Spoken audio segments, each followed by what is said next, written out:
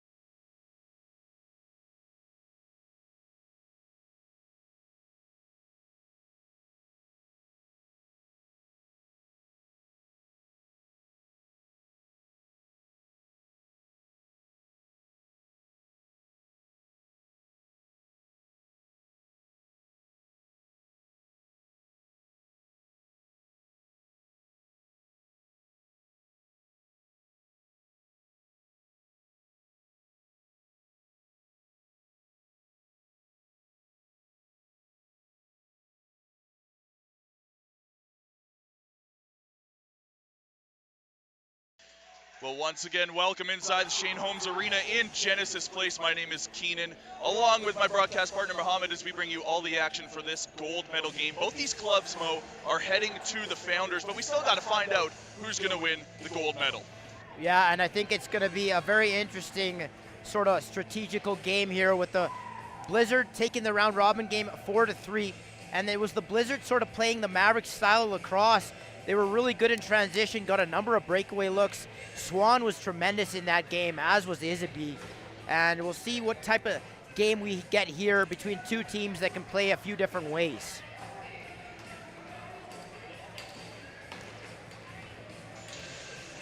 Well, your starting goaltenders for today's matchup in net for the Blizzard. As always, they return to number 1, Andrew Isaby. And in net for the Mavericks, they stick with what they know, Alex Swan staying in net there.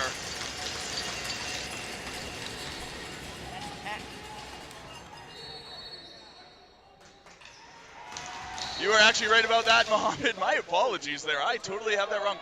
Mavericks starting Jordan Peck in this one. As the Mavericks get an early look off the ball, off the opening draw.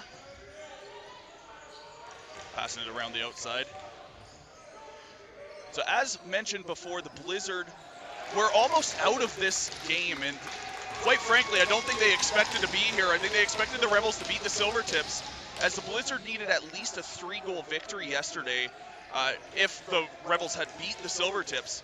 But the Silvertips come out and just stun the Rebels 13-6.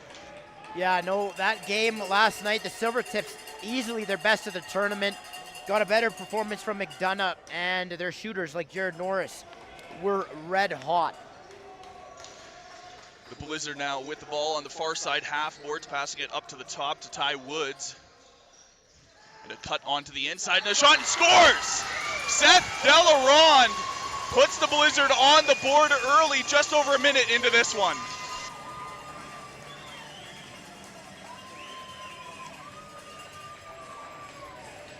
Delarond, with great patience as he's stumbling, is able to throw a couple of fakes and go far side on Peck. Blizzard with a nice one to get the opening goal. We'll see how the Mavs are going to respond to this one as the Blizzard draw first blood. And this is I don't quite recall here, just looking back. I did not call that previous game between them, but I believe the Blizzard drew first blood against the Mavericks in their game yesterday as well. It's the Blizzard now on the outside, and another shot from Ty Woods. Nice save from Peck. And Blizzard retain possession as Woods picks up the loose ball through a bit of traffic. That's something that both of these teams are very good at, is grabbing those loose balls and resetting their offense. Now holding it on the outside and falling with it, Corbin Wiley, and loses possession, but the Blizzard are going to retain it. And a pass intended for Woods misses him, and Woods tries to scoop it back in, and it's going to be picked up by Admonton. Yeah, the Blizzard playing in their 5th RMLL championship, winning back-to-back in 2016 and 2017. Obviously a team that has experience in this game. The Mavericks, in their 3rd year, are already in the championship game. Pretty damn impressive. And to that note, 7 calendar years ago, the Mavericks were a Tier 3 club, and they're already getting a Founders appearance. As the Blizzard cut onto the inside, and a shot and a save from Peck on Angus. Should say 3rd year with this iteration of the Mavericks after COVID. As the Blizzard holding it on the outside now and looking to cut onto the inside and make a bit of a backhand shot with Fielding, and he gets stopped up before he can get anything off.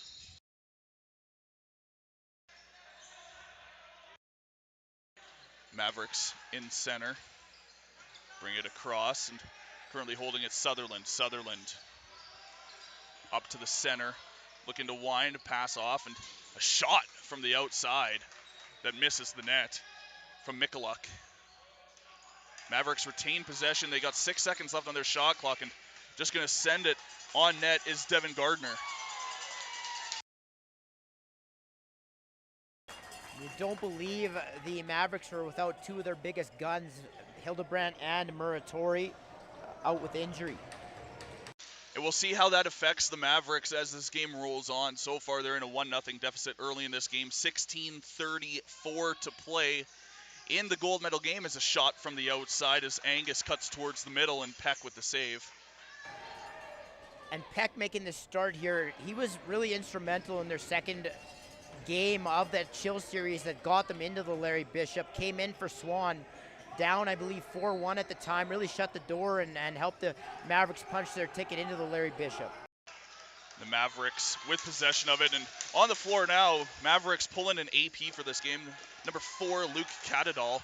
So you'll see him. He's a little bit smaller than the other guys for sure. You can tell that he's, not normally with this club and maybe a bit younger than these other guys.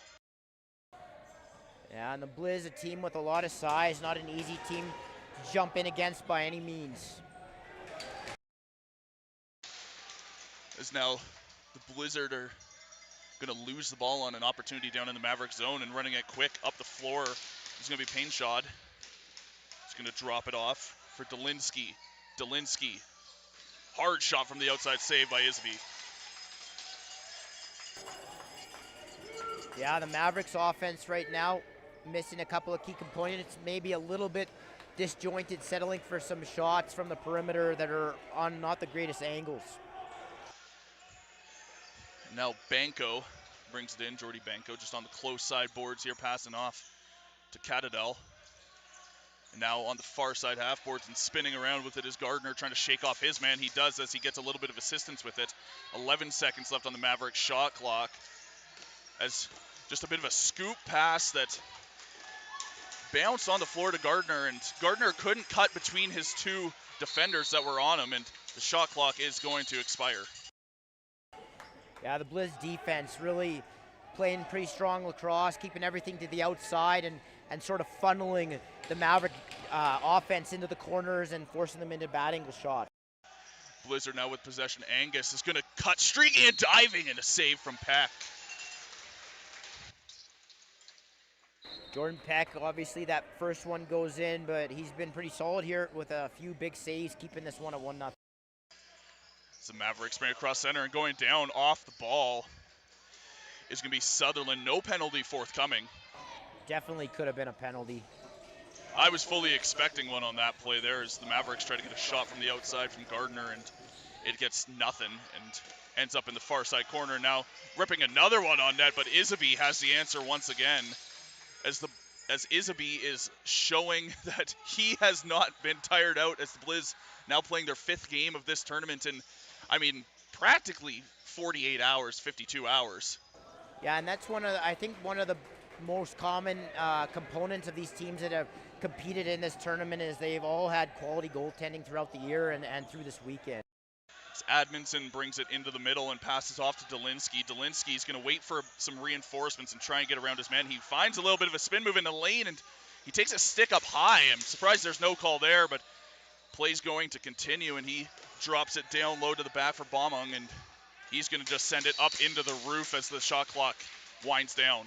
Delinsky did a really good job of getting a step on his defender there. It could have been a hook as the Blizzard defender sort of used his stick to gain leverage and pull him back. It's the Blizzard now holding it on the close side boards of Seth Delarond. Seth, his brother Xander, also playing in this game wearing the number 14 for the Blizzard. As a backdoor shot, but Peck somehow finds the answer there as a Maverick goes down off the ball. Yeah, excellent save there and good ball movement by the Blizzard, forcing Peck to jump across the crease, and a nice save by the goaltender.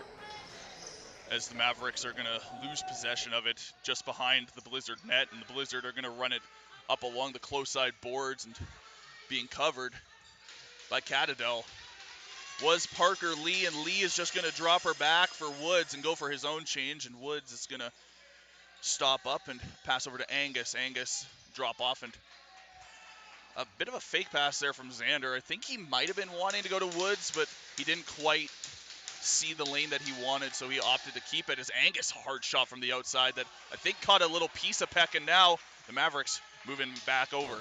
Really nice set there defensively for the Mavericks. They had the Blizzard running around a little bit there and forced a harmless shot from well out. And Delinsky takes a shot from just outside the dotted line, and a save from Isaby, and the Blizzard going to regain possession with 11:50 to play in the first. Blizzard on the outside of the circle. Seth holds it, passes off, and a shot by Hudson Delarond. Another one of the Delarond brothers playing in this one. Peck way out on top of his crease there, did a really good job of taking the angle away. You couldn't see much net at all. And it looks like Peck is really coming in and leaving where Swan left off. Peck is definitely feeling comfortable in this one, this being his first start of the Larry Bishop, and now the Blizzard are going to have a 2-on-2 opportunity, and trying to direct a bit of traffic there was McDonnell, and passing off.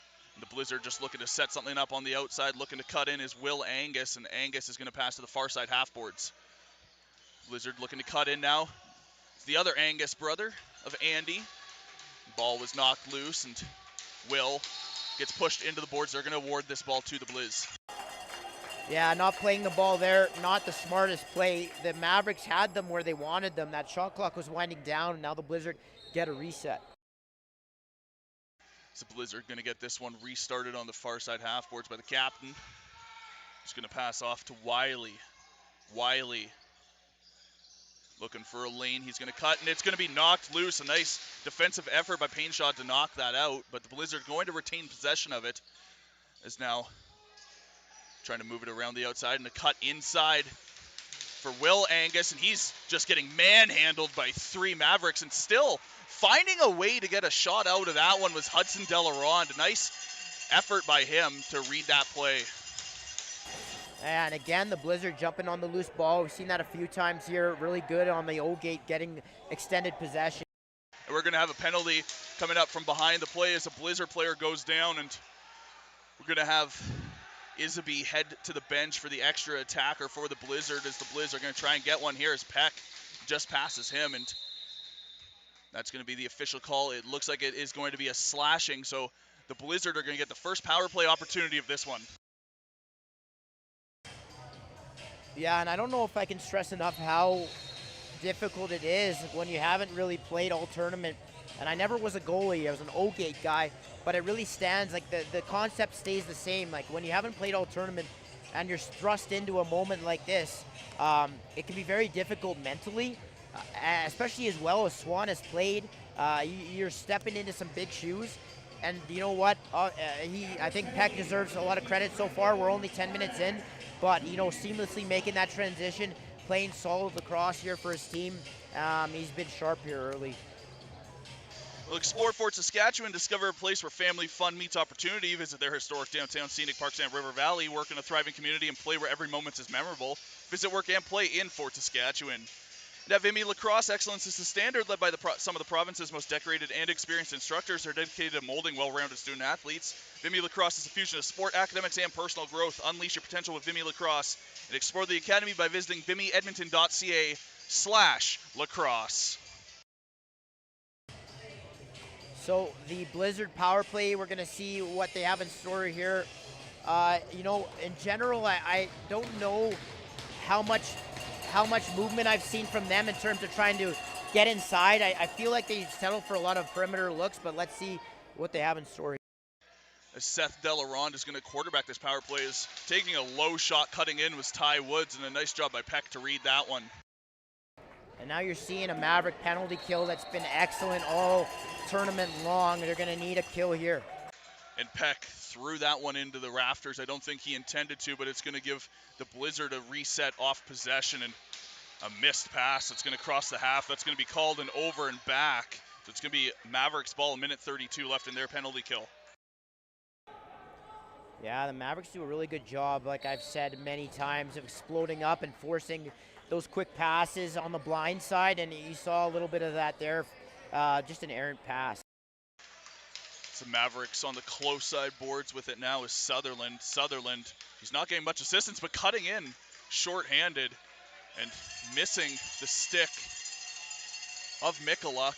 That was a nice opportunity for the Mavericks that could have had something short-handed there, but unfortunately just doesn't connect. Yeah, I love guys that are willing to cut, especially short-handed. Mikulak did a really nice job of driving around his guy. Pass was just a bit too. And the Blizzard moving it around the outside, looking to get something set up. Still another 50 seconds to go on this power play opportunity. Is taking a hard shot from the outside. It's going to be Xander Delaronde, and Peck falls on it. And now there's going to be a partial 2-on-1 opportunity for the Mavericks that's going to get stopped up as Admonson just cuts back and waits for the change off. Yeah, it's going to be a really interesting little matchup here. Isaby, really, in any game he's been in, he's been solid as well. I think he goes a little bit under the radar. I think him and Peck are going to go toe-to-toe. As Mikulak was cutting in there, and he nails the post, but Mavericks are going to retain possession of it with 10 seconds left on their penalty kill. They got a fresh 30 to work with, so they're, I'm assuming, going to just kill the rest of this one off.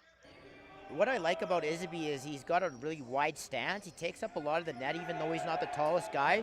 And he's also got really athletic feet. He can move across the net exceptionally well, and you'll see him drop down as well very well.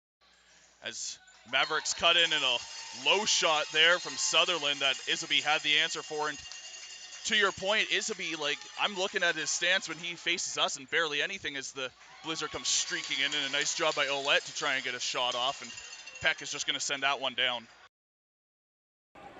I don't know what it is about Barkley, but the guy's huge, and everybody seems to send the ball way too high up over his head. We've seen that a number of times in this tournament.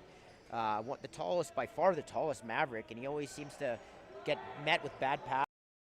And it's not like the roof is very low in here. I mean, this is probably one of the highest roofs of all the arenas that we've called games in, so it's kind of surprising that they're throwing it that high as the Blizzard had possession, and ball was knocked loose, and now loose ball Mavericks are going to pick up, move back right to left. Mavericks wearing the navy with the yellow and white trim, the Blizzard wearing the road whites with the blue. As the Mavericks retain possession and cutting back with it. Now pass on the close side to Catadell.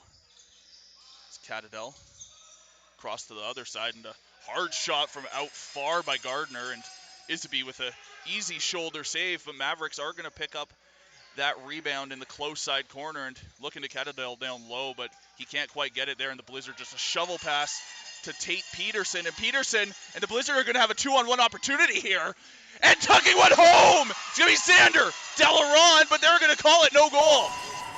I think that was the right call. That was my instant reaction, and I think that's a good job by Julian Gerbich, the official, to wave that off. That's an unlucky break for the Blizzard. Would have put them up 2-0. But it doesn't seem to have shaken them much as they're playing a nice defensive effort right now against the Mavs, and holding it on the far side is Gardner. Gardner cross past Admonson, and a shot that hits a defender in front and picked up by the Blizz. You can always sort of tell too, like the Blizzard bench did not, the coaching staff did not react at all. They knew themselves that that was not a goal.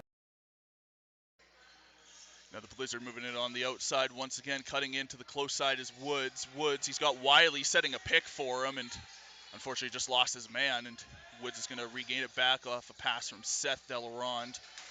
As now Woods fires a bit wide, and ball is going to go past the half, and that is going to be called an over and back. So Mavericks are going to regain possession with 5:25 to play in the first. You're watching CROW LAX TV. Be sure to grab those 50/50 tickets, your last day to purchase them for the Larry Bishop, as the draw will be tomorrow. Scan the QR code or visit our social medias at CROW LAX TV on Instagram, X, and TikTok.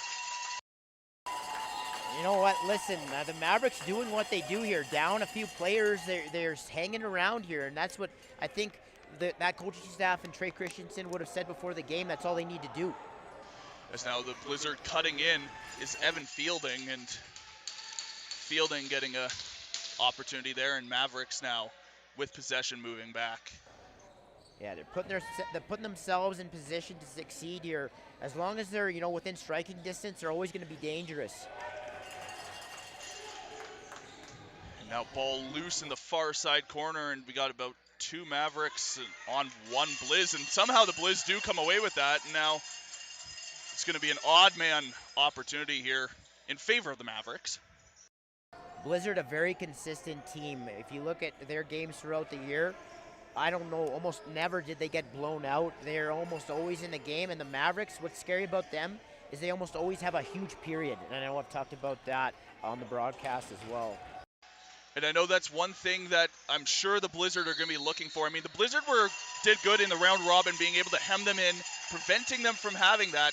But if there's one thing that this Mavericks team has been good at all year, it's grinding out these 1-2 goal games, and 9 times out of 10 it works in their favor.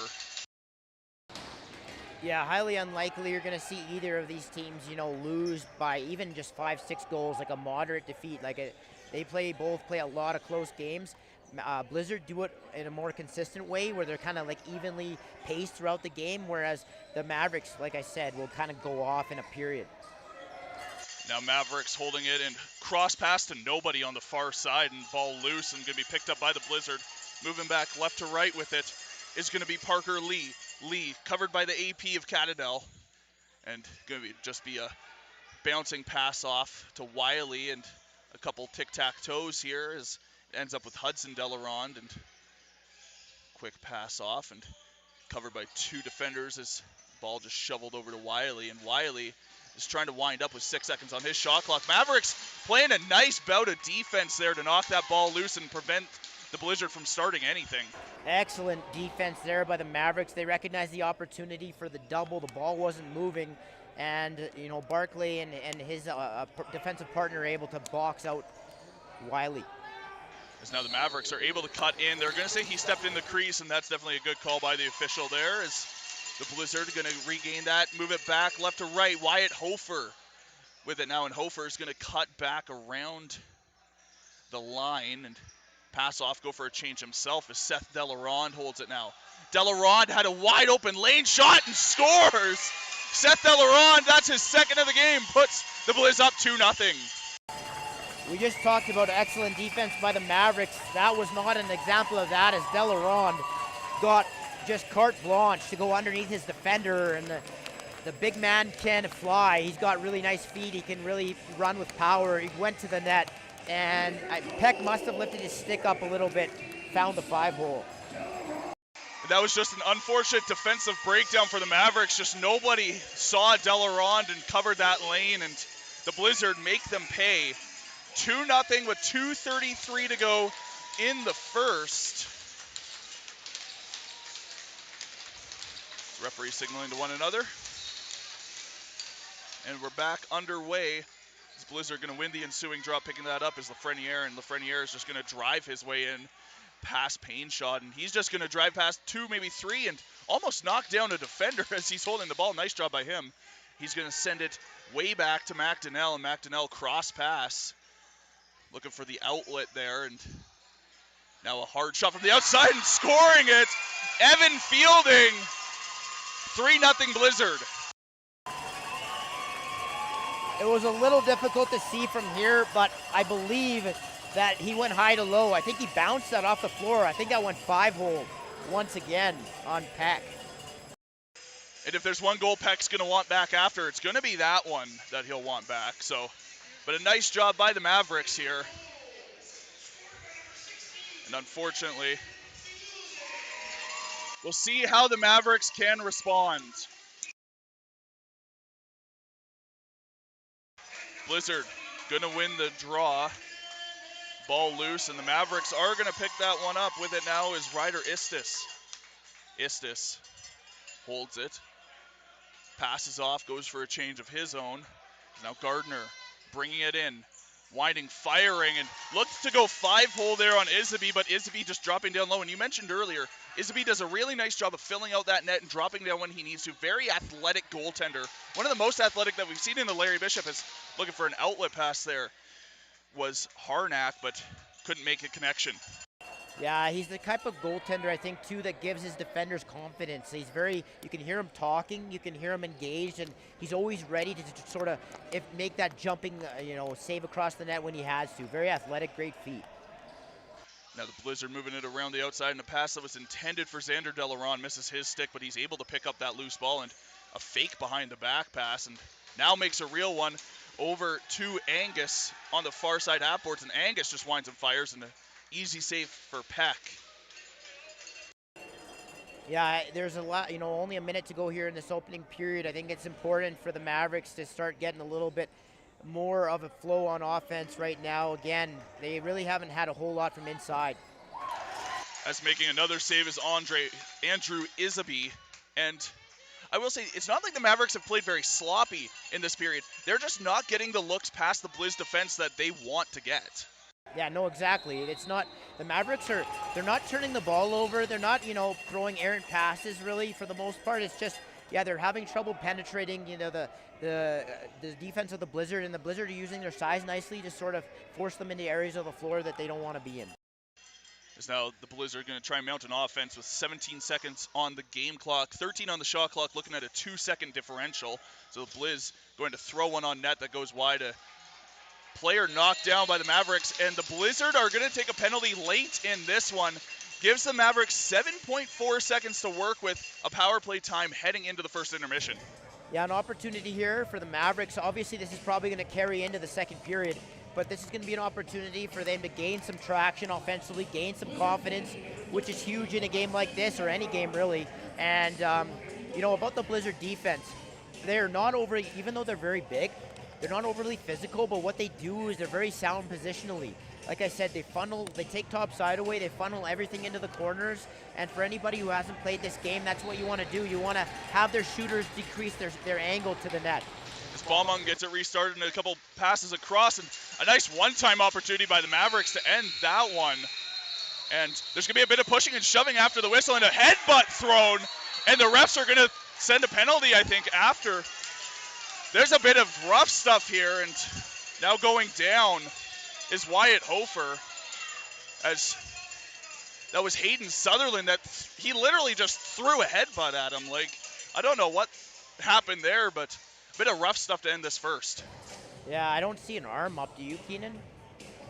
No, I don't. The referee signaled, towards the penalty boxes, but I think that was more so just to say, okay, let's go back to the benches. But we'll see if anything comes of it out of the first intermission.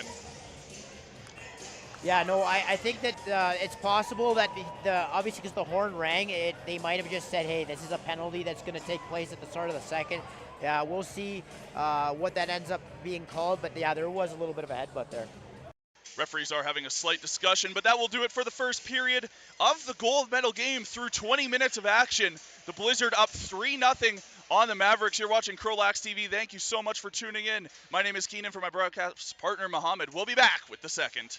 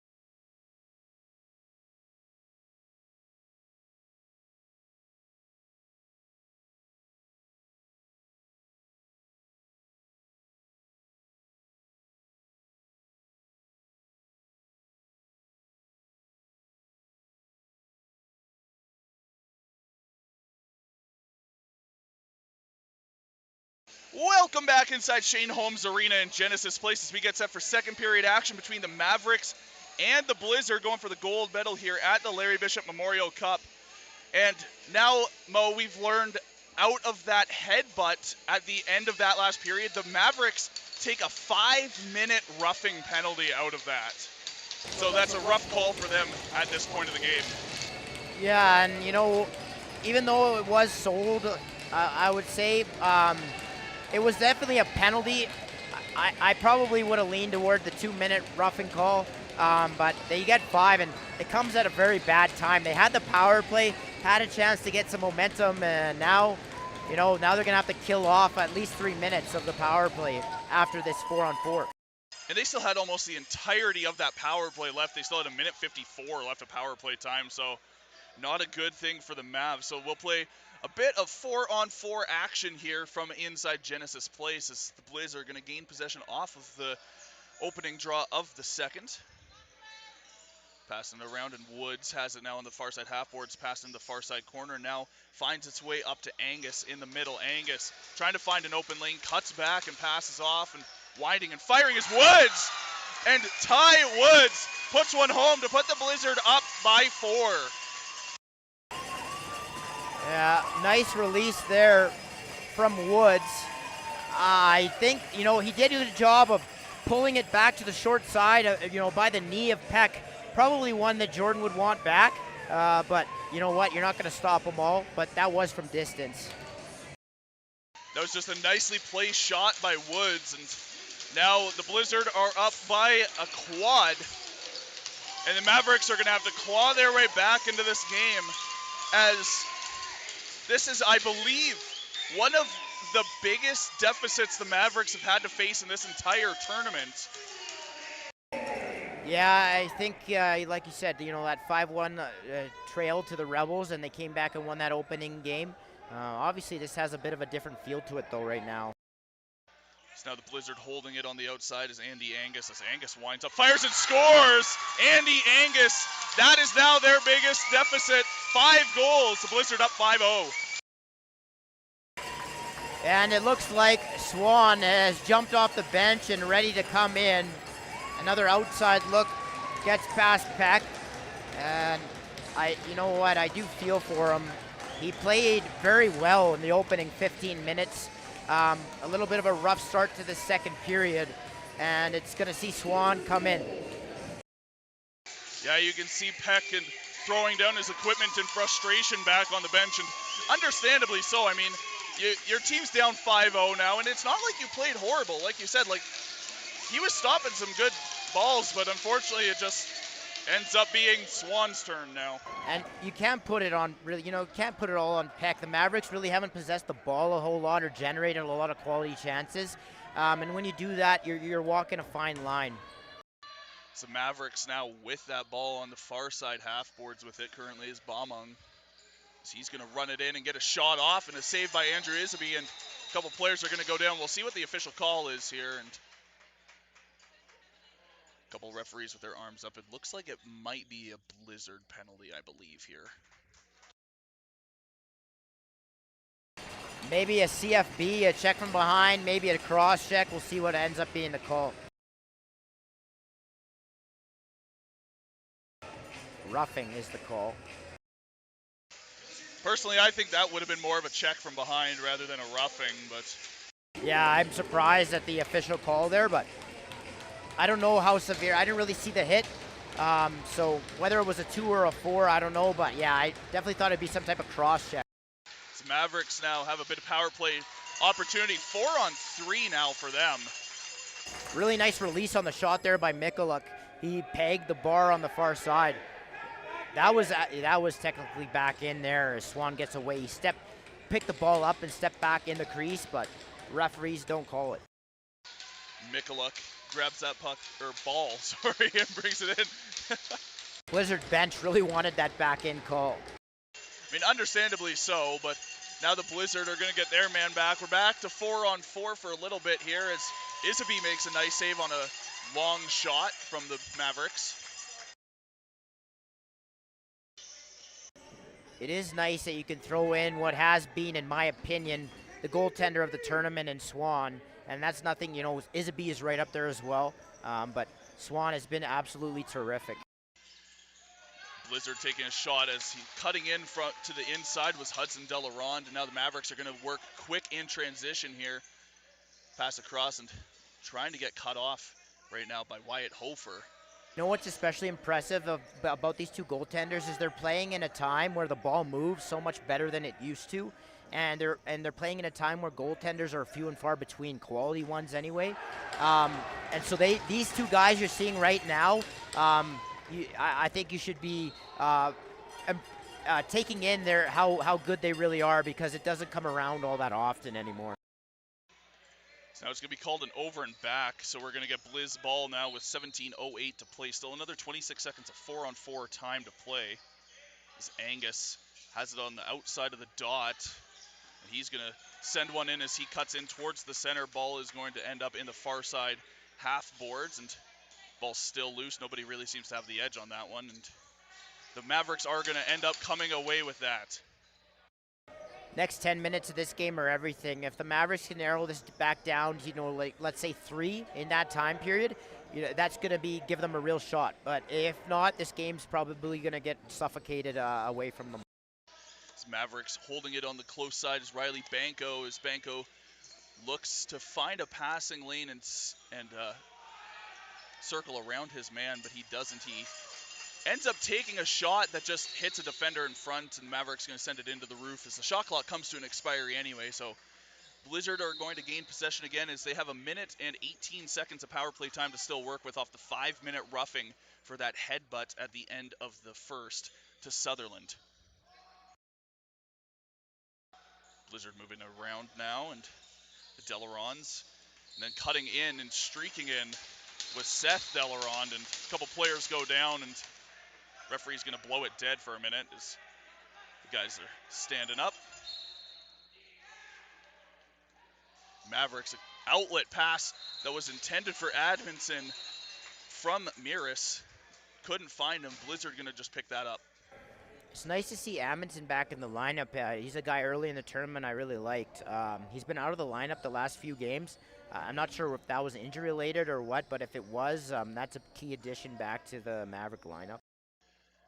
As Blizzard looking to set something up with still 35 seconds of power play time remaining, and a hard shot from the outside by Woods. Nice save by Swan, but Blizzard going to retain possession off the rebound, and a couple passes back and forth between Woods and Delarond, and now finds his way to Angus, who takes a low shot, and Swan covers up the 5-hole.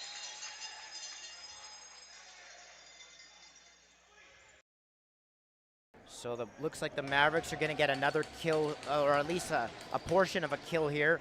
And we'll see if they can sort of stabilize and get things pulled back in their direction here, because like I said, these next 10 minutes are everything.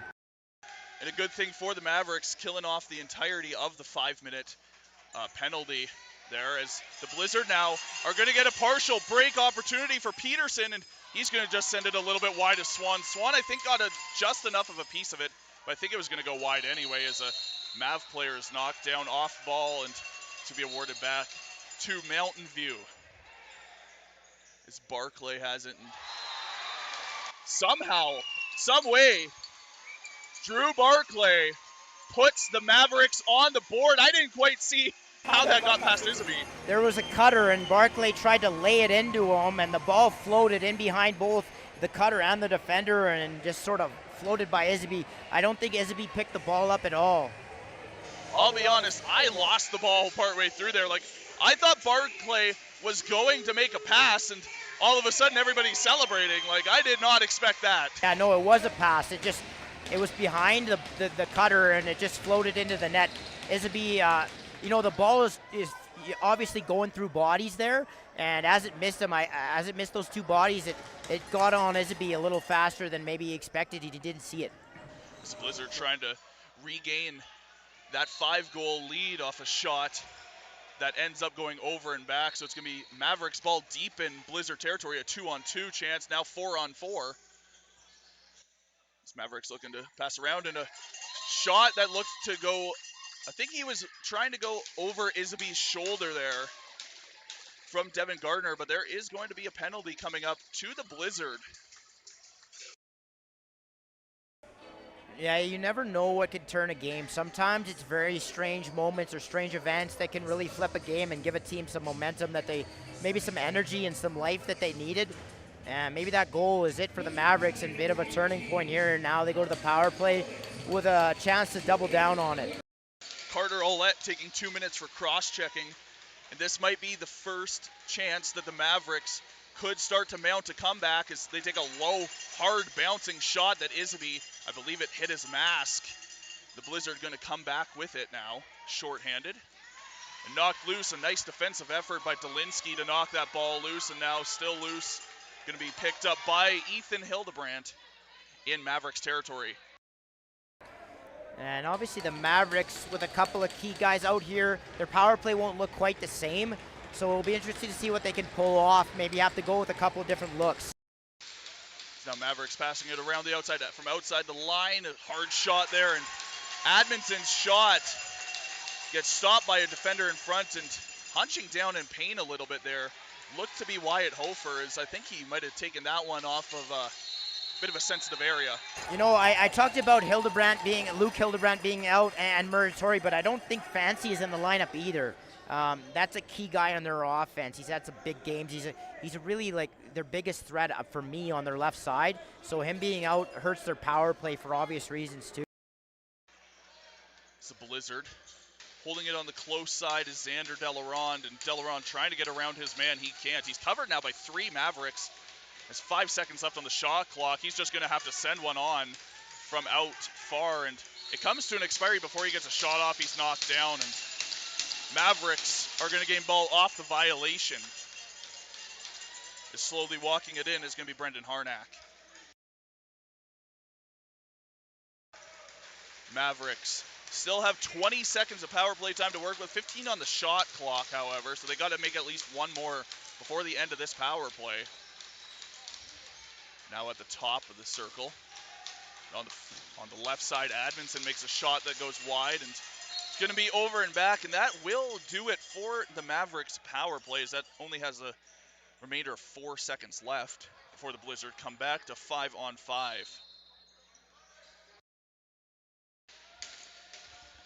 Angus, cross pass to the far side with Woods. Woods looking for a man to pass to. Gives it right back to Andy Angus. Back to Woods, who I don't think he knew he had it there for a second, and shoots it a bit wide, but Blizzard had the ball for a second. It's knocked loose. And retaining possession of it is Fielding, who's just going to send it into the corner with the shot clock expiring. And I talk about those tweener guys, those guys that can be very effective on both sides of the floor, and you know, those guys that can help you gain possession, get it up the floor, be an offensive threat, and also be responsible defensively. Fielding is one of those guys, and really makes a team tick. So Mavericks get a shot from out far that misses Isaby completely, and 5 seconds left on their shot clock.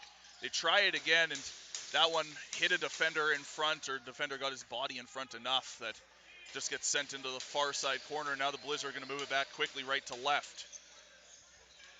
Ouellette bringing it in, passing off as a broken stick gets sent over to the Blizz bench from whence it came, and a hard shot from outside is getting knocked down after a shot was Woods.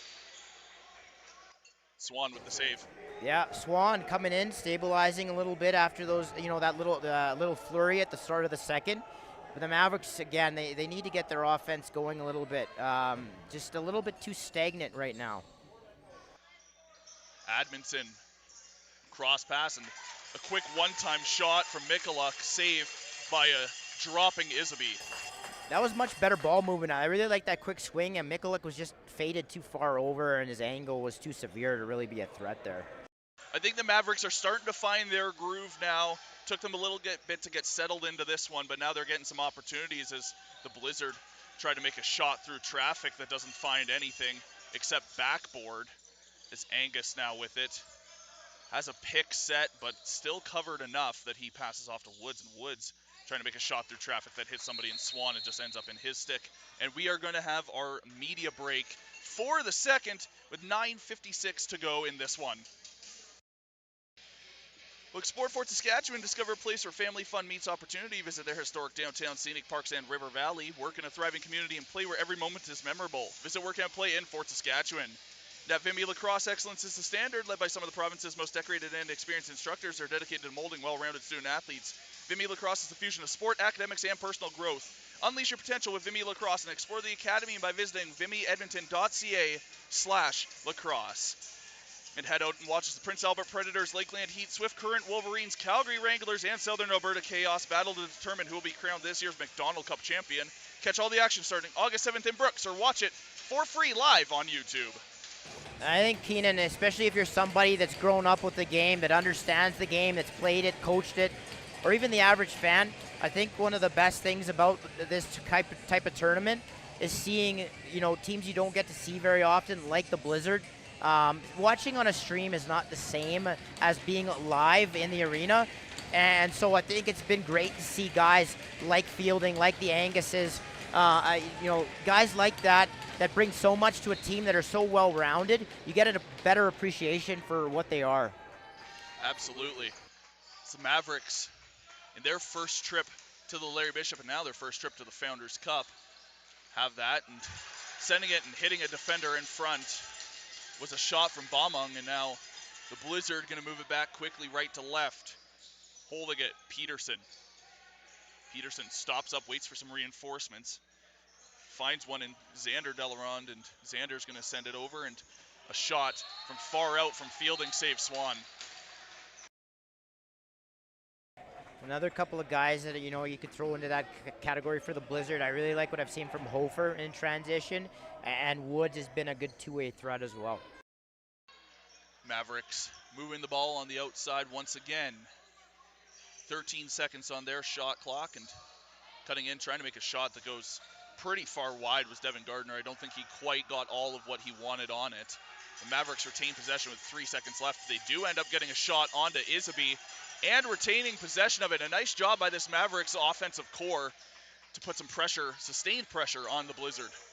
I think those guys, as dangerous as the Delarons are offensively, though, I think those are the guys that really define what this Blizzard team is, right? They're so well balanced.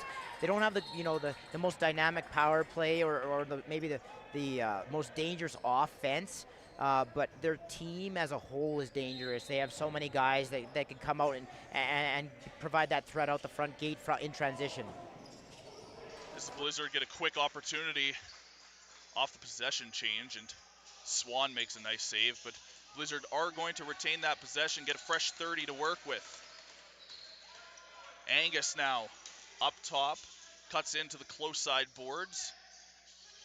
I think he's looking to cross pass, and he does try to make one over to Delarond, but it's going to end up with Woods instead, as it just hit the end of Delarond's stick, and a nice save by Swan off a shot through some traffic.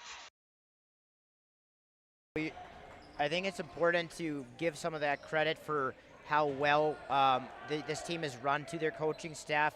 I've talked about Jared Wood and how much respect I have for him, but also like Colin Poitras.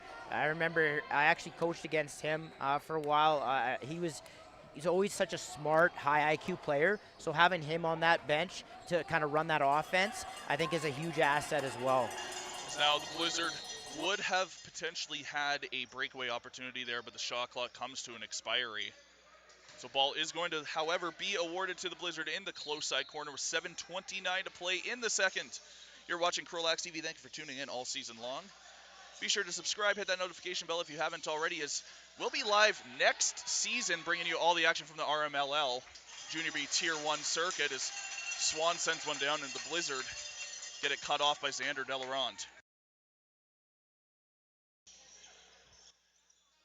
Now it finds its way back to Xander and passes it onto the inside. I think it was intended for whoever fell down there, which I believe was Seth Delarond. However, the Blizzard retain possession. Xander looking to get one, and we got a penalty coming up as another Blizz player goes down, slides pretty far here, and we'll see what the official call is, as Blizz player is down in the crease and slow to get up.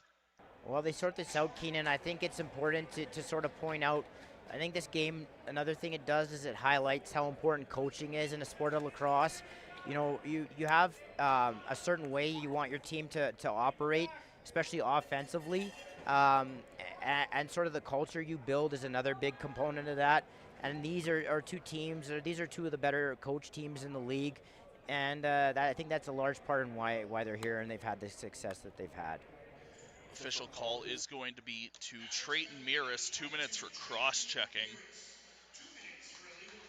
That's good to see. Blizzard player up, and that Blizz player is Seth Delaronde, and he's going to go get checked out back in the dressing room, so he's going to be off the bench for a period here, and that is a big loss for the Blizzard, especially. Seth has been all over the floor. All the Delarondes really have been all over the floor. Yeah, you know, the Delarondes provide something that maybe is a little bit of a weakness on the Blizzard team, and sort of that pure finisher. The guys that can score from different areas of the floor at any time, and so obviously if he's out, that's going to be a loss for them. Xander gets this one restarted for the Blizzard as it finds its way to Angus, and Angus cutting in, and they're saying he stepped in the crease. A nice job by him to find his way past all the defenders, but he just puts his foot a little too far in. I'm not going to criticize that call because he's right on top of that and he made it so confidently. But I would say that compared to the last time where I was like, that was absolutely crease, my initial reaction was it was good, but you know what? Ref right there. Is now trying to make a diving shot with it was Will Angus, and a nice job by him to cut in and look for that backdoor opportunity on Swan. And the Blizz are starting to put on the pressure and put their foot on the gas a little bit to try and hem in the offensive pressure that the Mavericks have been putting on them. Mavericks still with an opportunity to go on a run here. They haven't scored since Swan came in, so that tells you that they're still, you know, they still got a shot here. They got to go on a run here, though. Now Mavericks with it down low and looking to try and get a shot off just before the expiry was Riley Banco. He couldn't get it as he was covered quite nicely by two Blizz defensemen. As now Andy Angus passes off to Xander Delaronde, to Woods, back to Xander. Xander looking to wind up and fire down low, and a nice job by Swan. That's one thing that I think Swan has covered very nicely is his down low, as the Mavericks have a chance and a nice opportunity there for Harnack to try and get one. But I think Swan is very good at covering down low. You don't really see many goals going in on Swan down low. Take a look at that his stance. Look how far out he is. He takes very good angles, and he makes shooters have to try to skip the ball down to the crease to have a shot. You can't score from way out on a goalie that's stepping out that far. It just takes so much of the net away and reduces the angle.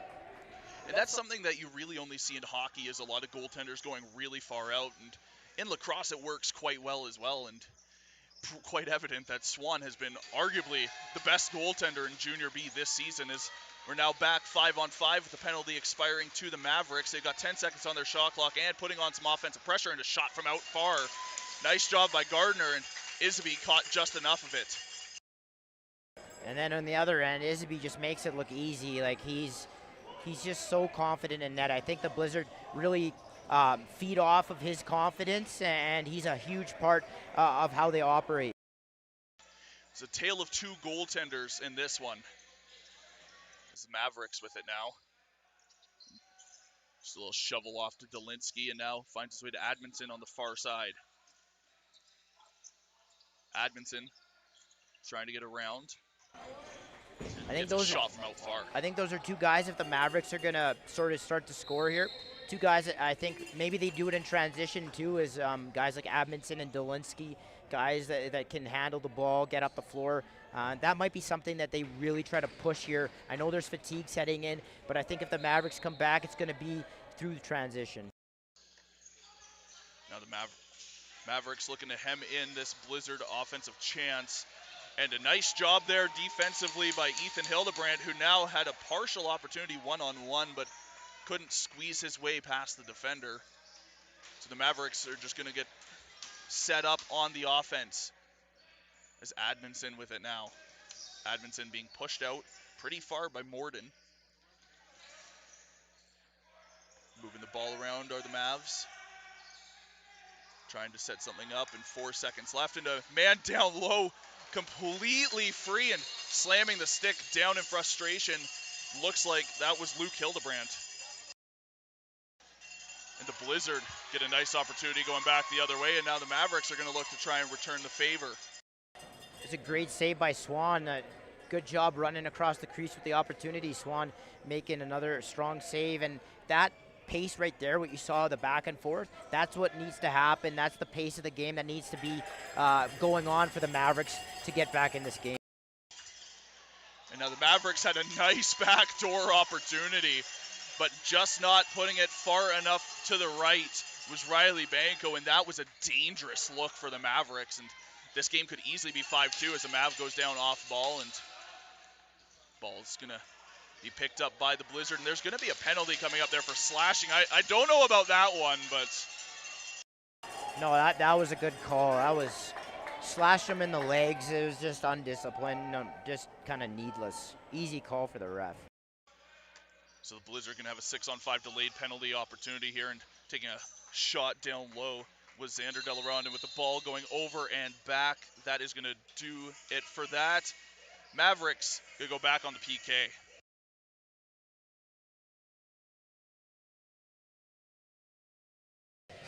The Mavericks do get one of their best, I would say maybe their best opportunity in the game. A few possessions ago, I think it was Bauming, kind of snuck in around and was wide open. I didn't know if they were going to end up getting him the ball. It didn't look like the guy saw him, but he did see him a little later on, got it to him, walked over across the crease, and that was Isabee's best save of the game. It's a dangerous opportunity for the Mavericks, arguably one of the most dangerous chances they've had in this game as we close in on the 2-minute mark left of the second. Blizzard, a good power play opportunity here to extend that lead back up to 5 and potentially put this game out of reach for the Mavericks. And Mavericks are going to look to say, no, thank you. We don't want that. Xander Delaronde gets a shot off right into the stick of Swan and bounces out, and picked up once again by the Blizz. Xander passes to the far side, regains it back. Back and forth a couple times. Good to see Seth Delaronde back on the floor after getting checked out after that hit that he took. Blizz now trying to cut it up to the front. From behind the net was Will Angus, and that was a nifty little play from Angus to try and get something going there. Nice seal by Angus there to have that guy on the crease come around and catch the ball and shoot. That was one of the better looks of the Blizzard power play, kind of trying to generate that inside look. Good movement there. Admonson with it once again, now in the far side corner. Looking to pass it into the center is Baumung. Baumung just backing in on his man, and with the shot clock winding down, he just sends it up and into the netting, giving the Blizzard a free possession. And good to see this place pretty full here from Genesis Place. This is obviously one team from quite a distance away, both teams with ample support, and it's great to see. So now the Blizzard try and get something set up, and Xander Delaronde was, I believe, trying to go to Will Angus behind. I think they were going to try and attempt the same thing again, but it just ends up a little too high and into the netting. As now the Mavs had a quick opportunity there, but no luck. 6 almost feels like it wins this game. If you're the Mavericks, I almost feel like they can't really let up another goal, and that run has to start right away here at the beginning of the third. Well, we haven't so far seen that signature period from the Mavericks that they have shown ever so much throughout this entire tournament, where they're getting 5-6 goals in one period. So the third could be that one, as the second period will come to an end. 5-1 Blizzard lead through 40 minutes. Yeah, you know, when you're missing so many key pieces, it goes without saying. It's tough. Offensively, okay, so I would say this. The hardest part of the game to play is always offensively. You have to have good sticks. You have to have good feet. You have to be working in unison. Every guy has to be moving on the floor. It takes a lot of chemistry, a lot of skill, a lot of grace, and a lot of confidence. Offense is about confidence, and when you're missing those guys, you have guys playing in more prominent roles than you otherwise would. More power play time. You have the ball on your stick more. More is kind of expected of you or needed from you, and it puts guys in uncomfortable positions. So it's tough. Like, it's not an easy thing to do. Offense is the hardest part of the game to play. So we'll see what the Mavericks are able to generate. Again, I think it has to come in transition for them. I think they need to get flying up the floor a little quicker, maybe try to cheat a little bit out of the back gate, and try to get those looks up the floor. Well, we'll see what head coach Trey Christensen can tell his team in this final intermission and see if he can mount a comeback for his squad. That is going to do it for the second. You're watching CROW LAX TV. We'll be back with the third.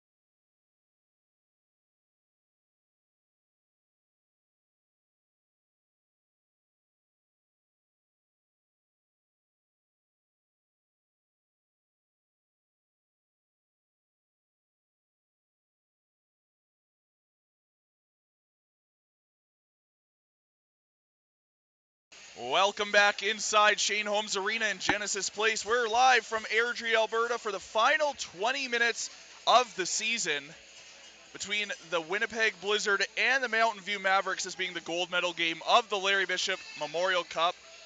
Once again, I just want to thank you all for tuning in all season long. It's been my pleasure bringing you all the action from across the North, Central, and South Division, and it all culminates in this final 20 minutes. Should point out for anybody wondering, the Mountain View team, you might be wondering, well, where's Mountain View, Alberta? It's a collection of players from Didsbury, Olds, Lacombe, Sylvan Lake, Innisfail, and Penhold. So they have a lot of different centers inside Central Alberta. Red Deer gets to keep their players, and then in some of those outlying areas like Sylvan Lake and Lacombe, they both draft from those centers as well. This could be the final 20 minutes of the RMLL Junior B Tier 1 season before the Founders Cup begins on, I believe it's August 18th in Hamilton, if I'm not mistaken. Both these clubs will be there. Yes. Very start of this period is obviously huge for the Mavericks. They got to get one or two in maybe the first 5 or 6 minutes. As the Blizzard are going to get the initial possession off the opening draw of the third. Blizzard moving it around the outside, looking to stifle any comeback that the Mavericks may have stored up, and whatever head coach Trey Christensen would have said to them to get them riled and fired up in the second intermission, is now the Mavericks are going to try and move it quickly right to left here. And meanwhile, while you may think that the Manitoba team is from all over the province, it's really only Winnipeg where these players come from, as that's where the lacrosse Winnipeg is going to get a breakaway opportunity, and tucking it home is going to be Kai Gariuk. And that is probably going to try and stifle the Mountain View comeback a little bit, as now they're back down. Yeah, transition look, turnover, and Gariok did a really nice job of running across the net, opening up some net on Swan and going about hip high. And now it's back up by 5, a 6-1 lead once again for the Blizzard. And if you're the Mavericks, what do you say here? What do you say to your team if you're Trey Christensen when you're down by 5 in a do or die last 19 minutes of this one?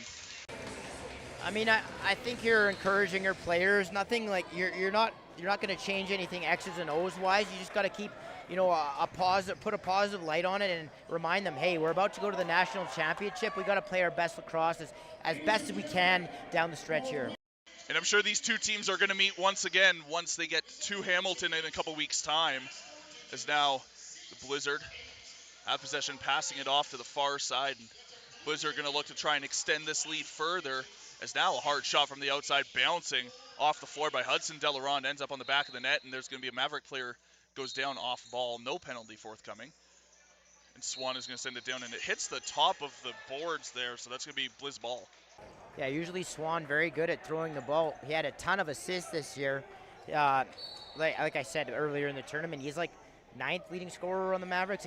Like 17 assists. It's pretty impressive stat. As now the Blizzard looking to move it quickly, and leaving him wide open in the center was Evan Fielding, and that's just another defensive breakdown for the Mavericks, and the Blizz go up by 6. Yeah, don't need to pump the tires of Evan Fielding anymore. I think I was able to do that earlier, but that was a terrific goal. Showed nice patience, great hands, couple of fakes, got Swan to drop down, which you never see Swan do really, and he was able to go up over his shoulder. And now head coach Trey Christensen calling a timeout for this Mavericks squad. You're down by 6. You still got a while to go, though. You still got 18-18, and, I mean, anything can really happen down the stretch.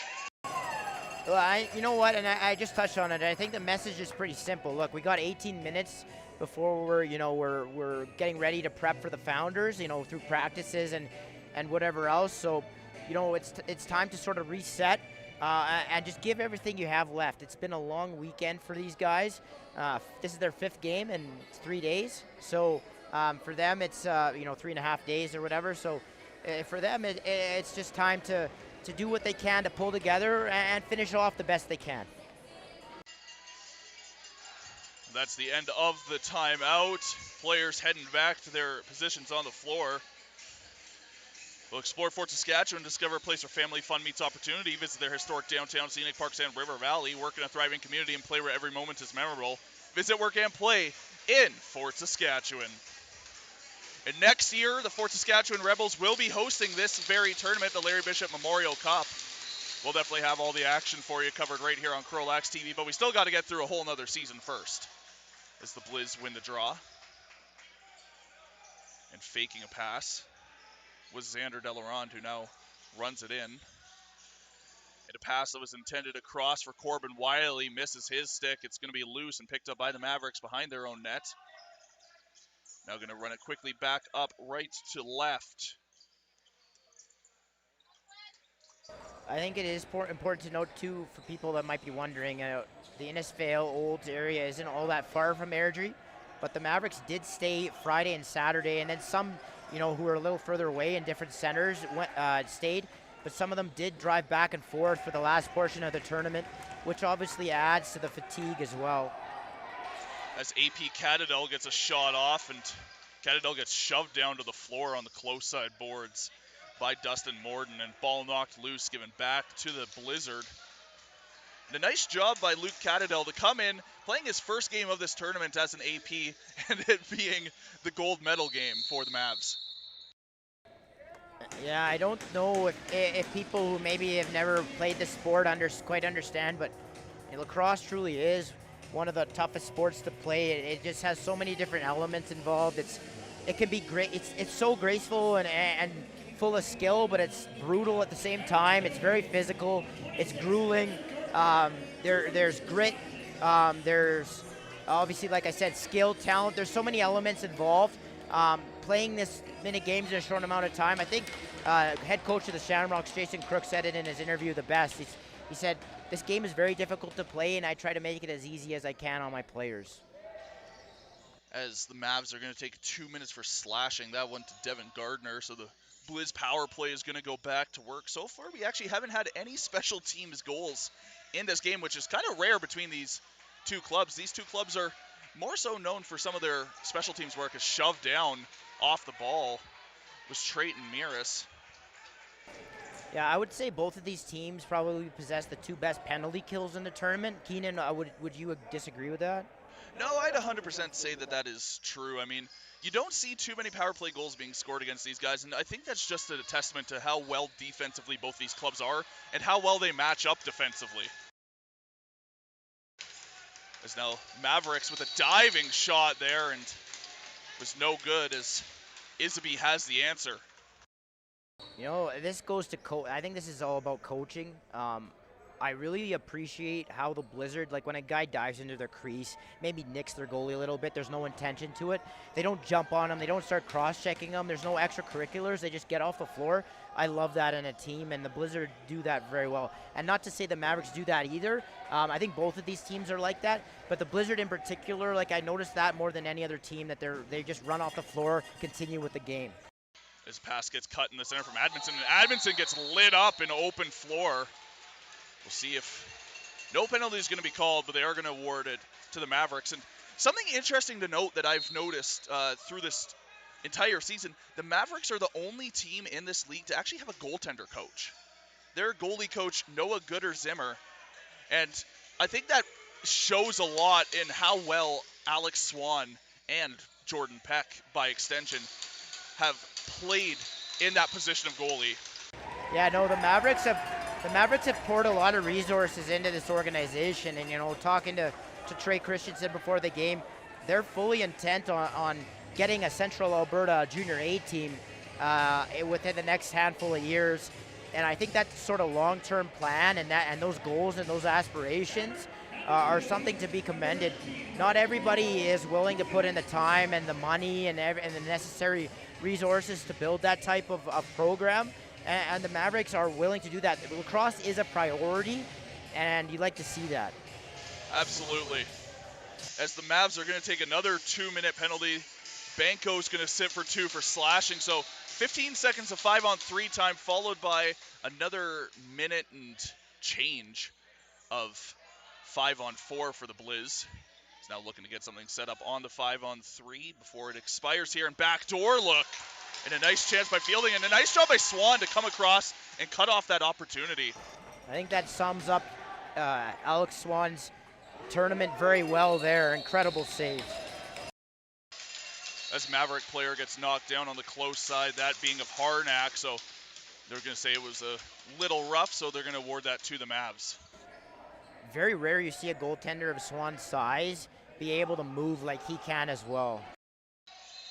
As now we have a couple extra shots being thrown by Isaby. He is livid as he gets, as a player goes flying into him. I don't know who that was, but Isaby immediately started to shake his gloves. He was ready to fight. Yeah, and as I was talking about that, you know, it does happen. The Blizzard react. That one was the head first into his knees was a little rough. I didn't like the look of that. I will say that the Blizzard coaches are upset. I don't blame them. The couple of the players were holding their hand out, trying to calm Isaby down. I don't. There is a Blizz in the box right now of Dustin Morden. We'll see what the referees say here. The players on the floor, the Blizz, didn't react too much. There was one shot given. Wasn't much. I feel like that shot, though, was by Isaby himself. It looked like Isaby threw one or two. Yeah. So they'll give one to Isaby, but honestly, it should be at least 4-on-4 because the dive in was really aggressive and he went right at his knees. I don't really love to see that. I don't know if you can never judge intention on something like that, but optically it didn't look good. Optically, it may not have looked good. I don't think he intended it at all. It looked like he was just kind of pushed back in towards the goaltender a bit by the defense. But in the end, Isaby is going to take a penalty here, and referee is signaling to the Mavs bench. I don't know. They call it an interference there? You can understand Isaby's frustration, though. He's locked in. He's 14 minutes away from helping his team to Larry Bishop, and on the way to the Founders. Goaltenders, the knees are obviously vital. If your knee gets banged up, you're almost useless. So.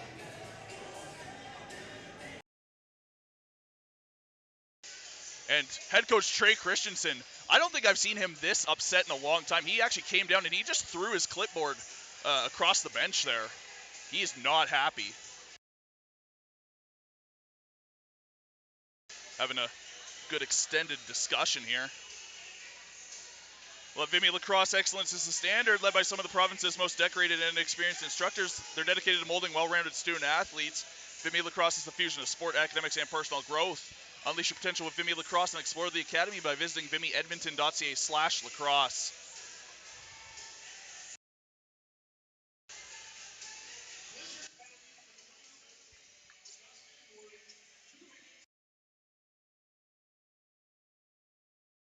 So they're giving Dustin Morden of the Blizz 2 minutes for interference here. This is a interesting call. It seems like that's actually the only one that's going here. But now the referee's signaling something about cross-checking, so I don't know what's happening here.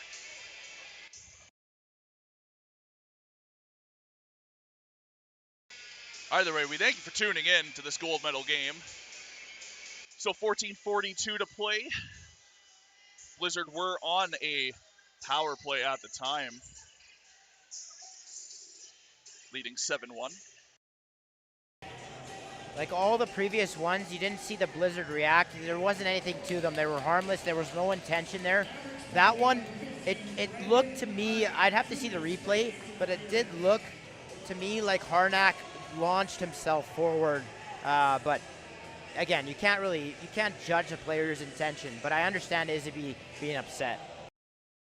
And they're going to give coincidentals. They're going to give Morden 2 minutes for interference, and they're also going to give Harnack 2 minutes for interference. So we're going to remain in 5-on-4 play for another minute 19 from that initial call back to the Mavs. There's now the Blizzard set up on the outside here.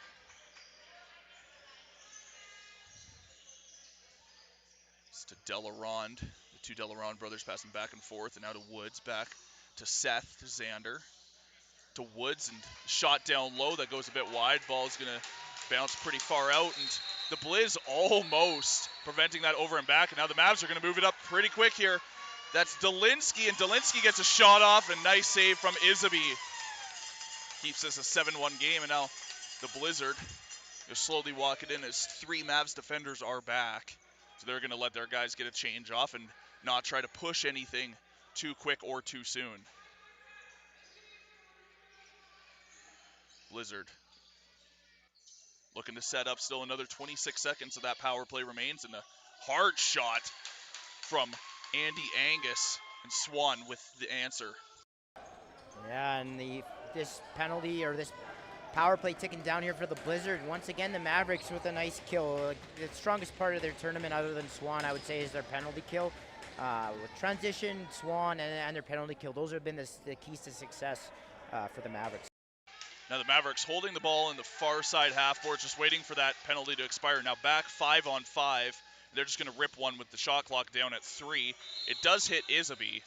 At least I thought it hit Isaby, but they're going to call it a, I believe, over and back to give this back to the Blizz.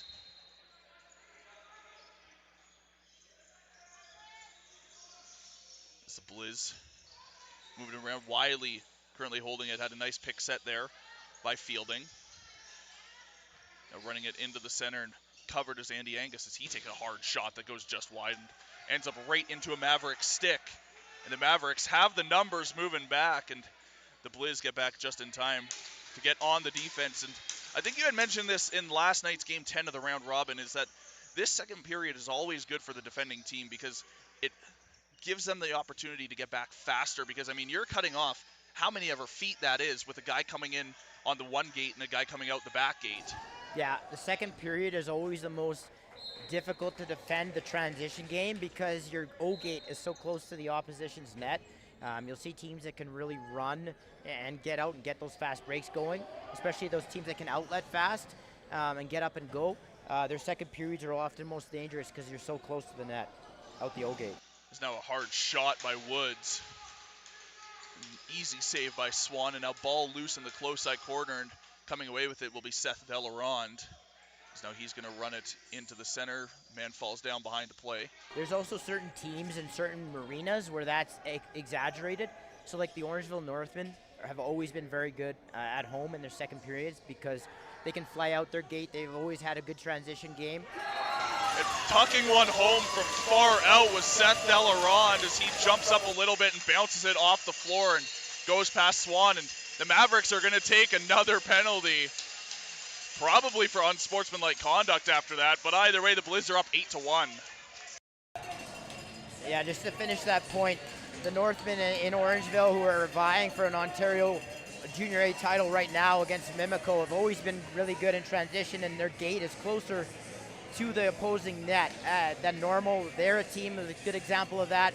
And also back to when I was playing Junior A in Alberta, the Raiders, even to this day, have always been very fluid and strong and dangerous in transition. So it's interesting, you know, certain teams build their identity off of that, and those are some examples of it.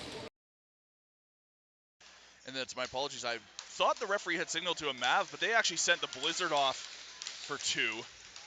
So Xander Delarond's going to sit as the Mavericks take a nice hard shot from the outside, and ball's going to go over and back. And now going to try and stick with it was Mikulik for a second before he cuts off. As the Blizz are going to get possession deep in Mavericks territory now on the far side corner. And driven hard into the boards. A nice defensive effort there by Admonson and Dolinsky. Just making sure that Hudson Delarond can't cut through them.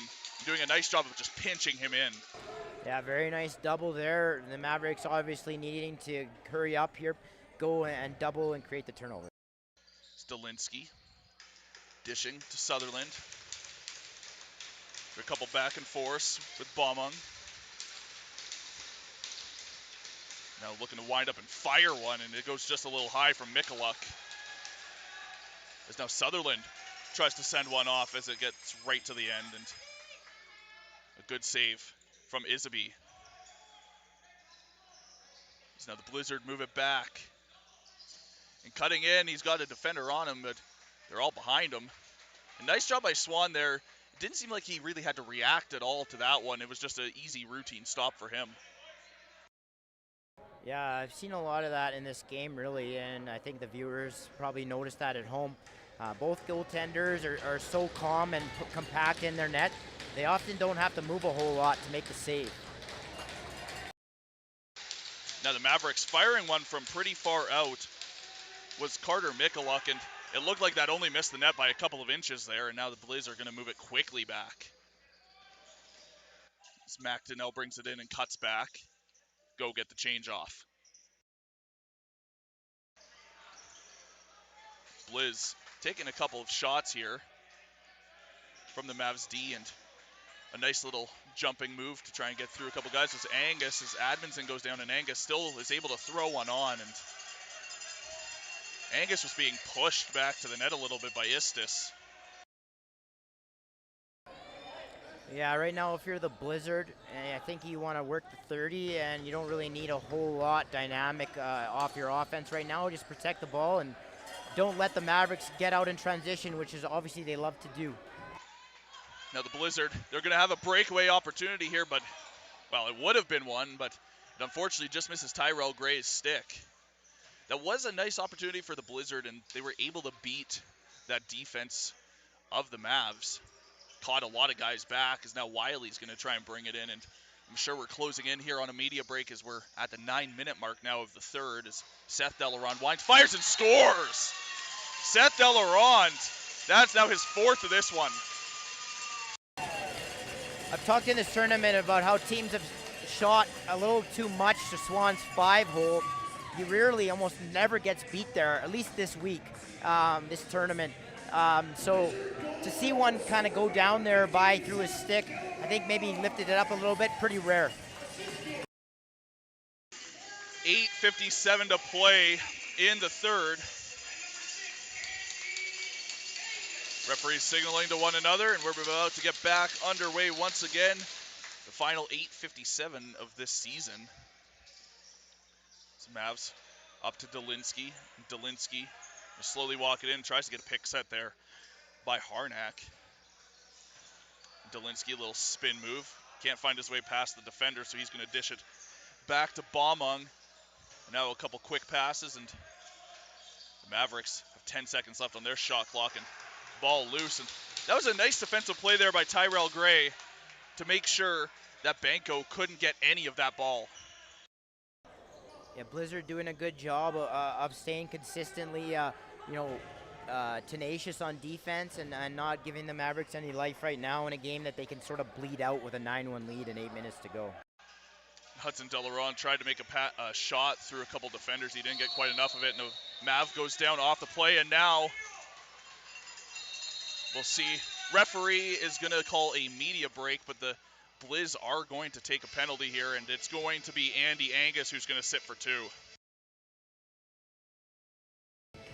Yeah, I think if you're both of these teams, this is a bit of a unique scenario, right? Because usually in this game, one team will be moving on and one team will be having their season end. Both of these teams are going to the Founders. So you would think that would might curtail some of the extracurricular activities late in a game that's a blowout, but we'll see. I think if you're both coaching staffs, you just want these last 8 minutes to tick off the clock and get out of here. And I mean, these two teams, I wouldn't be surprised if these two teams see each other at least once in the Founders Cup. You see, I don't know, because both teams are in different divisions and they've pooled it off this year. There's no full round robin, so you're just playing the teams in your division. So and basically what happens is the top 2 teams out of each division advance. There's 5 teams on one side, 4 on the other. The Mavericks are in particular are going to be on a difficult side with the Ontario champ and the First Nations champ, which would be the Onondaga Redhawks, who have some real experience now at the tournament over the last few years. So, the Mavericks are going to be, like they have all year, they're going to be right in it, but it's going to be tough for both teams to advance, I think. Now the Mavericks get restarted on this power play opportunity, and this, with an 8-goal deficit, is going to be the time to make something happen, and fast. He's now passing around the outside. They need to score about 1 goal a minute. I mean, it's not out of the realm of possibilities, but they're going to need a miracle here, as now the Blizz are going to move it back quickly 2-on-2, and a nice defensive effort by the Mavs there to stop any momentum that Hofer may have had. Hudson Delaron brings it in, covered by 2 Mavs defenders. Again, Blizz on the penalty kill for another minute 20. Nice job by Delaron here to just retain possession between these guys. One thing that I think will help both of these teams at the Founders is that if I know these organizations like I think I do, but at this point, they'll be prepared. They'll sort of know what some of these teams are going to bring that they're going to play against, and that's always an asset at a national championship. You're playing teams you've never played before, right? So having an idea of what kind of playing style and who to watch and who to sort of key in on is always going to help. And I mean, if the Mavericks end up losing this one, that's going to be 2 games that they lose to the Blizzard, as now the Blizz have a quick breakaway opportunity. Easy, nice save from Swan. Do you think this helps the Mavericks in a way, though, that they're not going to have to face the Blizzard at the Founders Cup in those early games, considering that they'll potentially have lost 2 games to them in the Larry Bishop? It could. I mean, they're going to face the two of the 3 teams they're going to face in the round robin are going to be 2 of the better. One for sure will be the best team there, and the other one could be easily a top 3 team there. So it could, but I mean, obviously you'd rather face Nova Scotia than the Blizzard. But I mean, the nature of their round robin is not going to be an easy one. So now the Mavericks looking to mount an offense as their power play is going to come to an expiry now. No goals on that power play.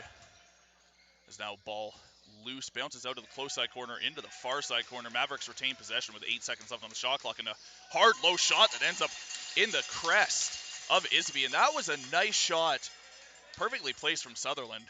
Isby had the answer. I got to say, the Founders schedule this year is a little strange too. Like, the one side's obviously playing 4 round robin games, the other only 3, and as that chance almost goes in. But the other aspect of it is that there's actually at least 1 day, if not 2, where the teams on that one side are not playing at all. So that's a little bit of a different aspect you're going to be dealing with. Like, some teams will have more difficulty than that with others, like keeping their players focused and locked in and not distracted. So yes, you'll have more rest, but sometimes it can work against you as well when you're not sort of in rhythm. And you said that the Mavericks would be on that side of 4. With the way that Trey Christensen coaches this club, I feel like he's not going to let them take too much of an extended rest. He's always talking to these guys. These guys, I believe, talking to him earlier this weekend, he said they practice 2 times a week and do a 3rd day of video stuff. So yeah, he also told me that, because I was talking to him about back in the day, Molosky running his Burnaby Lakers when they were winning Minto Cups. Even in Coquitlam, he did it as well. That's the Blizz. That one, a beautiful one there, placed by Delinsky, and that was a backdoor opportunity that Isby just wasn't able to come far enough over for. Yeah, it sort of hit him and went in there, snuck in by Isby. But yeah, to finish that point, Molosky back in the Burnaby days and even in Coquitlam, they would win in the playoffs or in the Minto, and he would bag run them. And Trey said, yeah, I'll do that too. So you got to imagine that the Mavericks will be fully engaged mentally and physically throughout the tournament. I don't worry about that or anything, but just from a mental aspect, it might be a little different, you know, having those days off. So Mavericks, a nice job to get on the board again, that being their first goal since early in the 2nd period.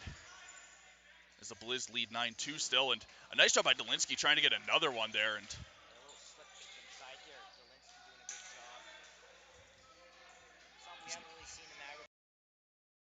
something that we haven't seen the Mavericks being able to do too much in this one, get inside. Delinsky with a nice slip inside. As now the Blizz with it is Seth Delaron. Seth Delaron with a shot bouncing low, and Swan not really reacting. He knew that one was going to go a bit wide, and nice job by the Mavericks trying to move it up quickly. And it almost looked like Tinley was going to try and light up Istis in the middle, but elected to not do that. Probably not best to take a penalty now, even though you are up by 7 with 3:45 to go in this one.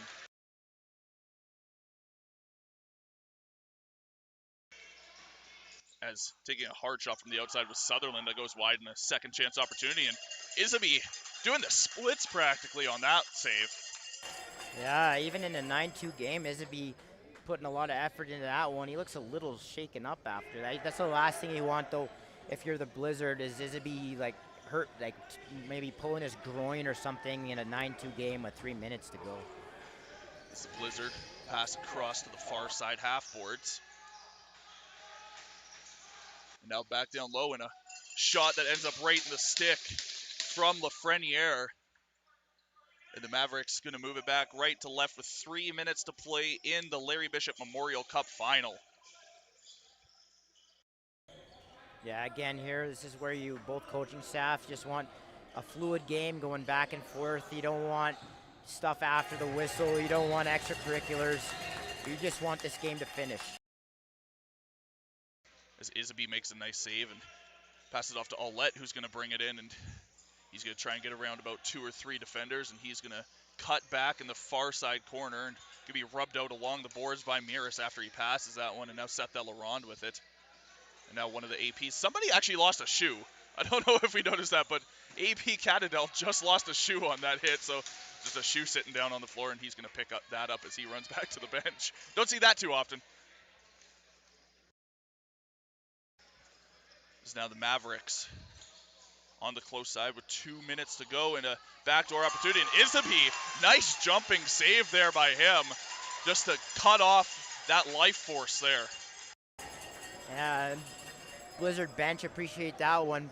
Poitras, the offensive coach, jumping up and down in support of his goaltender. Nice moment for the goalie. Now the Blizzard just going to try and kill off some clock. Holding it up near the top was Andy Angus. They know that there's no point of trying to push this too hard. Just get shots off to keep possession of this more so. And now the Blizzard are going to gain that. Minute and a half to go. Is moving it in is Baumang. And he fakes the pass, tries to get around, and a nice shot on the short side there, but Isaby really had the answer. And now winding up, and nice wind-up fake shot there from Sutherland. That was great skill by Sutherland right there. He sort of pumped the defender, pulled it inside, and great save by Isaby. Just a nice, beautiful lacrosse sequence all the way around there by shooter and goaltender. Sutherland gains that, passes off to Banco as we're within the final minute of play now, as there's a high stick actually thrown a little bit off the play there. I don't think anybody really caught that. Is holding it in close as Jordy Banco as he gets a shot off and saved by Isaby. Yeah, Isaby is sort of finishing this one off the way he started the tournament. Strong throughout, consistent, and the Blizzard obviously by this point know they're about to be 2024 RMLL champions and do it for the 3rd time in their history, in their 5th time to the final. And they came close last year against the Warriors, but just couldn't quite solve that Edmonton team. But the Mavericks, they were able to solve not once, but twice in this tournament. As your final score, as we come into the final 9 seconds, is going to be 9-2 Blizzard as they win the 2024 Larry Bishop Memorial Cup. Yeah, the Blizzard, the team that had to travel by far the largest distance to Airdrie, get rewarded for their efforts. They come up short last year against the Warriors in a season where there was a lot expected of them. There was, they had the star power with Kluchuk. This team a little bit more balanced though. A team that could get you in a few different ways. Isaby strong throughout the tournament. Very strong penalty kill. So balanced out their back gate. Guys that could score, guys that could transition. Very sound positionally, defensively. They're full marks for this championship. And then meanwhile, what can you say about the Mountain View Mavericks? 3rd year since COVID where they're in the league. They almost make the playoffs last year, come up a bit short, end up making it this year, easily making it this year. A strong second half. They were really the hottest team in the RMLL coming down the stretch. Great home team, a team that plays with tremendous pace, well coached, as both these teams are. terrific goaltending. They won some really close games in the tournament. They had that clutch factor. They were well balanced, as were the Blizzard. And in the end, the Blizzard a little healthier, which obviously gave them an advantage here. The Mavericks losing or missing a few key pieces, and the Blizzard coming through. Good things to say on both sides of this, and I know Trey Christensen especially is going to have his head held high for his entire squad. I know we were talking to him pre-game, and he said this is just so much of an accomplishment for the Mavericks squad, who, as we've mentioned before, their 7th calendar year since being in Tier 3, and just absolute great things to say all across that Mavericks organization. I know he said his team, sure, they may have lost today in the Larry Bishop, but they're looking forward to August 18th in Hamilton, looking to win the Founders Cup. And this is also a young Mavericks team, as Trey was pointing out. They've got a lot of guys with bright futures, and it's pretty insane that they were in this final this early in their development cycle. I think, before I forget, and it's been a tremendous weekend of lacrosse. One of the better Larry Bishops, if not, definitely the most tight, most competitive tournament I've seen out of this tournament. Absolutely. I want to thank the entire Silvertips organization for inviting CROW LAX to do this. It's been a very well-run tournament. Bonnie, Darren, everybody involved, all the volunteers. We've had tremendous viewership. I can't thank everybody enough who's come and said how much they've appreciated the broadcast. We've had countless people come to us and say how much they've enjoyed it. Texts in the arena, people going out of their way to let us know. And you know what? None of this would have been possible without Cody Jansen. Obviously, many of people would know him from calling Rush games, the Saskatchewan Rush in the NLL.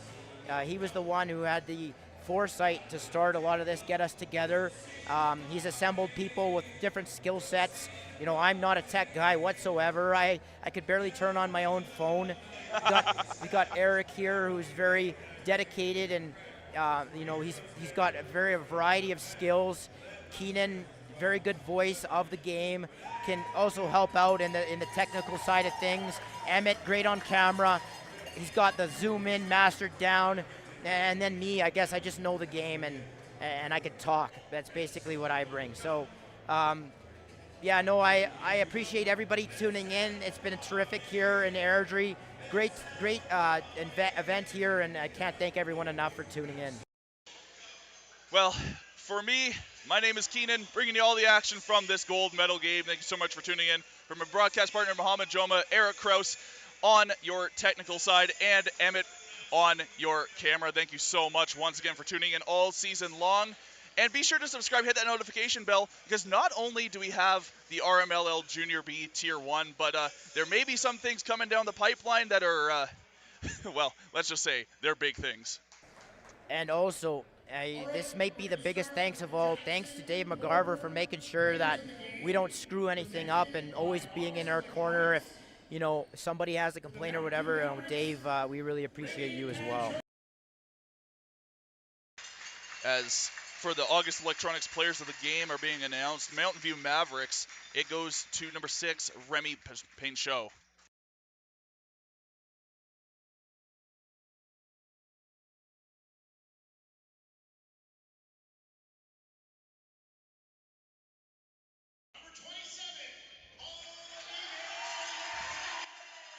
And Paul Ivor Lafreniere is going to win that Player of the Game for the Winnipeg Blizzard.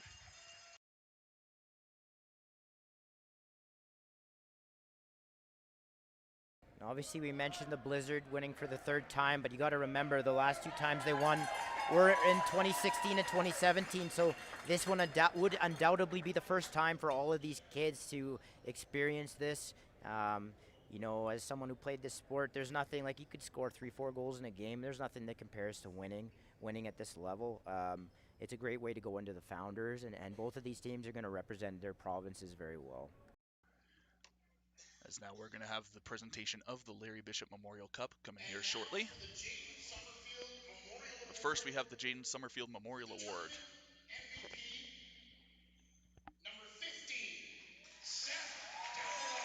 Seth Delarond is going to win the Jaden Summerfield MVP of the tournament. Big congratulations to Seth Delarond. He's been all over the floor for the Blizzard, and huge games for the Blizzard, mounting to this Larry Bishop championship win. Yeah, the Delarons are definitely the shooters on this team. They bring an element that like I said, it's the one area maybe they're a little lacking in, but those two guys make up for some of that. Those guys are just terrific players, and they have that physical presence as well on the floor.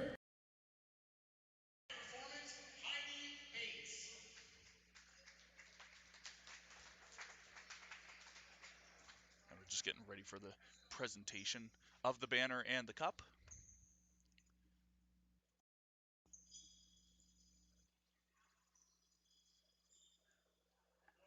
Peak to Prairie photo, been getting all the photographs from here at the Larry Bishop. They're going to take a couple photos, and much thanks to Peak to Prairie Photo for getting all of these amazing photographs. Be sure to check them out on social media and their website, where they'll have all the photos from all weekend long. It's the Mavericks being presented with the Alberta ALA Championship.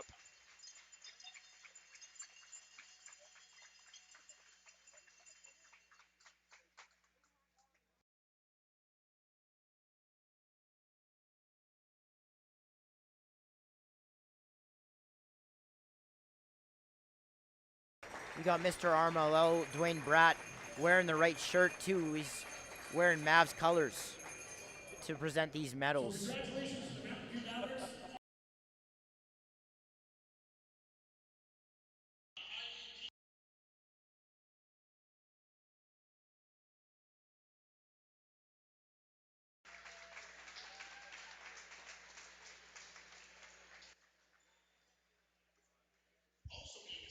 Do you know Payne's first name? Who? Payne's first name? Mark Payne.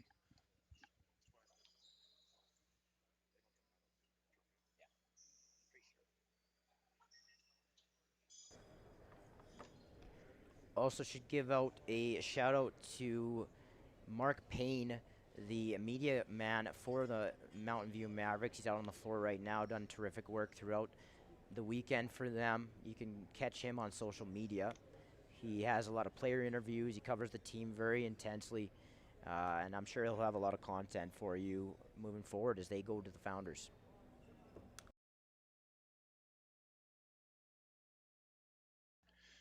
Well, we'll leave you with this. Thank you for tuning in all season long on CROW LAX TV. My name is Keenan, signing off for the very last time for the 2024 season. Thanks, everyone, for tuning in. It's been a pleasure, and we'll see you in 2025. Make sure, if it's streamed, especially, you check out the Founders Cup in Hamilton. Until then, take care, everyone.